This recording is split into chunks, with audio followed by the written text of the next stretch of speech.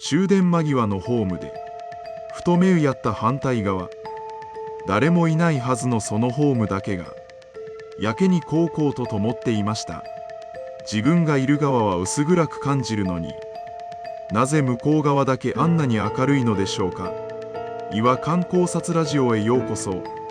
今日取り上げるのは終電間際のホームで感じる反対側の無人ホームへの違和感についてです。終電が近づく時間帯、ホームにはまばらな人影だけが残っています。電車を待つ間、手持ち無沙汰になった目線は自然と反対側へ向かいます。普段の時間帯なら反対のホームにも人が立っていて特に気にも留めません。昼間なら数分おきに電車が来て反対ホームにも次々と人が現れてはまた電車に乗って消えていきます。その入れ替わりのリズムがホーム全体に落ち着きを与えているのだと普段は意識することもありません。でも終電間際になると向こう側から人の姿が消えていきます。それでも照明だけはいつもと同じ明るさで灯り続けています。この差にふと気づいた瞬間、妙な違和感を覚えたことはないでしょうか。これは単なる気のせいでしょうか。それとも無人であることが明るさの印象を変えているのでしょうか。実はここに最初の小さな違和感があります。人がいる場所の明るさは意識されず、人がいない場所の明るさだけが急に存在感を増していきます。これは視線が向かう先に人という情報がない分、照明そのものに注意が向きやすくなるからです。つまり反対ホームは特別明るくなっているのではなく、見え方が変わっているだけなのです。ホームの屋根の柱や点字ブロックの黄色い線も普段なら風景の一部として流してしまうはずのものです。でも今はその一つ一つが妙にくっきりとした輪郭を持って目に飛び込んできます。目を凝らしてみると反対ホームの時刻表の文字がやけにくっきりと見えます。自動販売機の明かりも普段は気にも留めないのに今は妙にはっきりと目に入ってきます。誰もそこにいないのにその場所の細部だけが自分の視界にどんどん入り込んできます。これが最初の落ち着かなさです。何も起きていないのに反対側の情報量だけが増えていくように感じる感覚。これは何か良くないことが起きているわけでもありません。ただ人の気配がない場所を見ると人は代わりに物の細部へ注意を向けてしまうだけなのです。でもその注意の向き方こそがこの違和感の入り口になっています。しばらく反対ホームを眺めていると電光掲示板の文字だけが規則的に切り替わっていきます。次の電車の案内が表示されてまた消えて、その繰り返しに合わせて案内音が小さく響きます。でもその音を聞いているはずの人は反対側のどこにも見当たりません。誰のためでもなく役割のためだけに動き続ける掲示板。なぜ誰も見ていない情報が律儀に更新され続けるのでしょうか。考えてみるとその掲示板は誰かのためではなく運行のためだけに存在しています。普段は乗客のために表示され今は正しく身として動いているだけ。駅員がホームを見回る時間帯も終電間際は間隔が空きやすいと言います。だからこそ余計に反対ホームは誰の目にも止まらないままただ光と表示だけを繰り返しています。その仕組みだけが今モリチリに働き続けている。周りの誰も気づいていないのに自分だけがその動きを見つめている。ホームの端まで視線を伸ばすと反対側の非常階段の明かりも一段ずつ律儀に灯っています。誰かが上り下りするための功が今は誰の足音も呼び込まないまま静かに階段を照らしています。この感覚が終電間際のホームにある最初の大きな残です。同じ駅にいるはずなのに、自分だけが人の気配のある側にいて、反対側だけが役割だけの空間になっている。その落差が静かに積み重なっていきます。一度その落差を意識してしまうと、なかなか目をそらせなくなります。反対ホームの明かりはどこか舞台のようにも見えて、でも誰かを照らしているわけではなく、ただそこにあるだけの明かりです。その説明のつかなさが余計に気になってしまいます。少し離れた場所で最終の下り電車が反対側のホームを通過していきます。その電車にはまだ何人かの乗客が乗っているのが窓越しに見えます。でも電車が走り去った後、反対ホームにはまた誰の姿もなくなります。一瞬だけ生まれた人の気配がすぐに消えていく。その一瞬の落差が先ほどよりも強く印象に残ります。去っていく電車の音が少しずつ遠ざかっていきます。その音が完全に消えた時、反対ホームにはまた変わらない静けさだけが戻ってきます。自分の背後でアナウンスが小さく流れます。次の電車が間もなく到着するといういつもの案内です。その声に少し安心しながらも、目はまだ反対側に向いたままです。電車が近づいてくる音が少しずつ大きくなっていきます。ホームの端に立って反対側を見ながら電車を待つ、その数十秒間だけ妙に心細さが強くなっています。電車のライトが見えてきて、反対ホームの明かりがその光にかき消されていきます。明るかったはずの反対側が一瞬だ存在感を失っていく。その変化に少しホッとする自分がいます。同時に反対ホームの照明が一瞬だけ強く目に焼き付きます。そこにいたはずのない誰かの気配を一瞬だけ探してしまう自分がいます。もちろんそこには誰もいません。ただ光の強さが一瞬だけ想像を先に走らせてしまうのです。これが2つ目の山になります。自分の電車が来るという安心できるはずの瞬間の前に、一瞬だけ強い緊張が挟まれる反対側の明るさから迫ってくる電車のライトへ、その切り替わりそのものが違和感の正体の一部なのです。電車が到着して扉が開く音がします。乗り込んで席に座ると、反対ホームはもう窓の外の景色になります。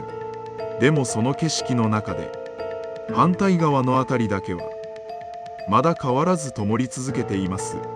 窓に映る自分の顔と反対ホームの明かりが一瞬重なって見えます。その重なりにまた少しだけ意識が引き戻されます。電車が走り出すと、反対ホームはゆっくりと後方へ流れていきます。明かりの列が窓枠の中で少しずつ小さくなっていく様子を最後まで目で追ってしまいます。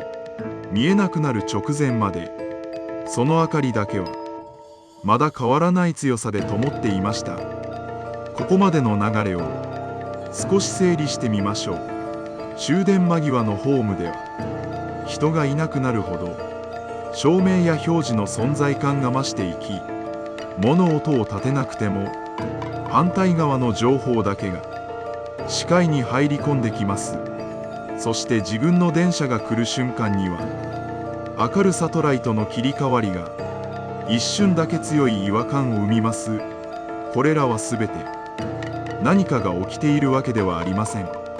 ただ人間の感覚が無人の明るさに対して普段より敏感になっているだけです。でもその敏感さが自分だけが人の気配のある側にいるという感覚を強く印象づけてしまいます。同じ駅の中に明暗がはっきり分かれる場所がある。これはとても不思議な光景です。本来ならどちら側も同じ設備のはずです。でも人がいるかいないかだけで、片方は生活の気配のある場所にもう片方は役割だけの場所に見えてきます。設備としてはどちら側にも同じ数の照明があり、同じ大きさの掲示板があります。違うのはただそこに人がいるかどうかだけです。それなのに明るさの感じ方まで変わってしまうのが不思議なところです。これは反対側に何かがないからではなく、反対側にあるはずの人の気配が未だ毛抜け落ちているからかもしれません。自分がいる側にはまばらでも人がいます。でも反対側には明かりと表示だけが残っています。その非対称さが静かな違和感を生み出します。同じホームにいる数人の乗客もそれぞれスマートフォンを見つめていて、お互いに視線を交わすことはありません。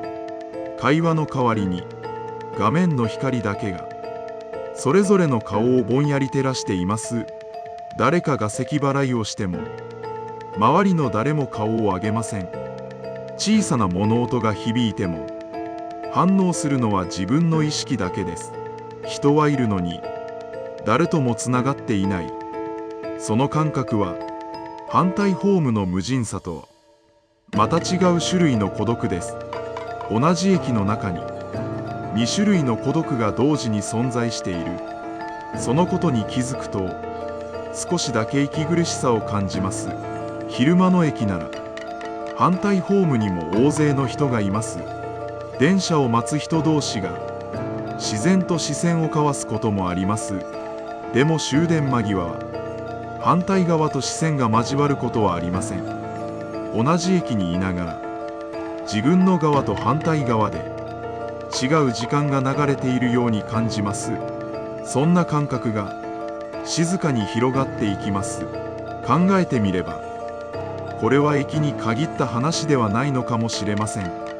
商店街でも片側の店だけ明かりが消えて反対側だけ営業していることがあります。その時は気に求めない感覚が終電間際の駅という条件の下では急にはっきりとした形を持ち始めます。普段は気づかないほど小さな明暗さがこの時間帯だけ少しだけ拡大されて見えているのかもしれません。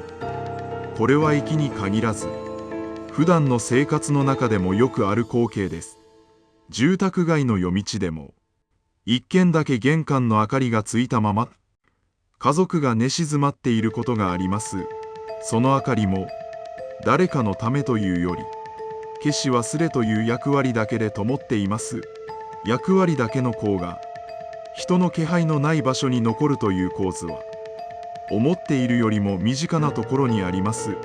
反対ホームの明かりはそんな自分の違和感を象徴するように灯り続けます。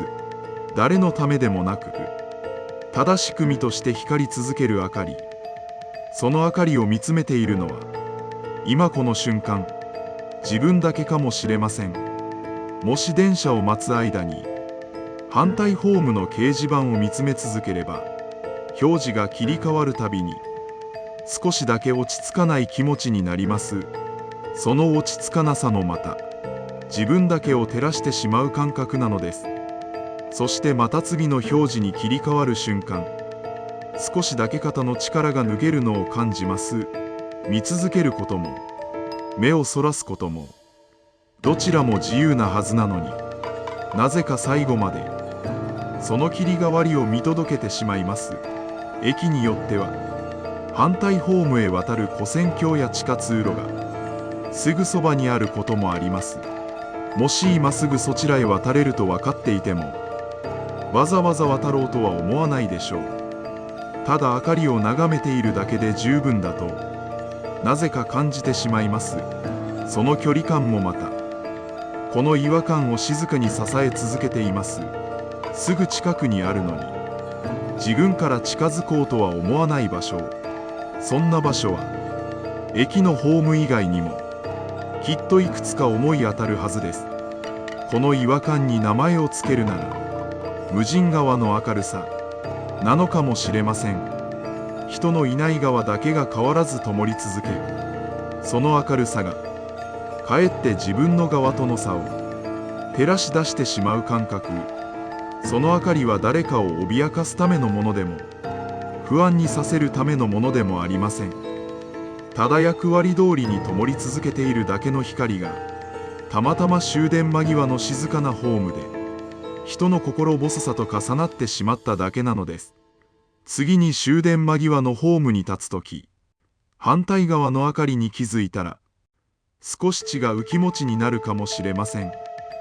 それは何かに怯える感覚ではなく、自分の感覚が少しだけ敏感になっている証拠です。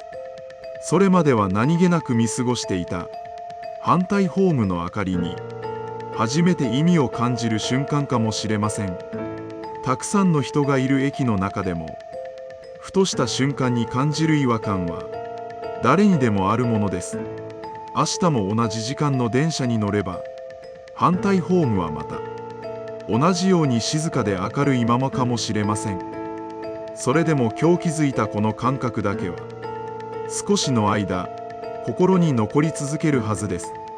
大勢の人が行き交う駅という場所にもこんなにも静かな一瞬が隠れているのだと思うと、少しだけ駅の見え方が変わってくる気がします。普段は気にも留めない光景の中に、こうした小さな違和感がいくつも隠れているのかもしれません。それは決して珍しいことではなく、むしろ誰もが一度は感じたことのある感覚のはずです。終電間際のあの数分間は、その感覚が静かに形になる時間なのかもしれません。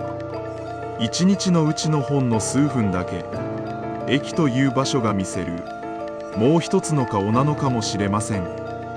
暗闇の中で灯り続ける反対ホームの明かり。その光は今日も誰かの帰り道の隣で静かに役割を果たしています。明日の朝にはその同じホームに大勢の人が並び、今夜の静けさが嘘のようににぎわうでしょう。通勤客の足音や発車を告げるベルの音でホーム全体がせわしなく満たされます。でもそのにぎわいの奥にも今夜と同じ照明が変わらず灯り続けているはずです。誰にも気づかれないまま、それでも消えることなく夜のホームをずっと見守り続けています。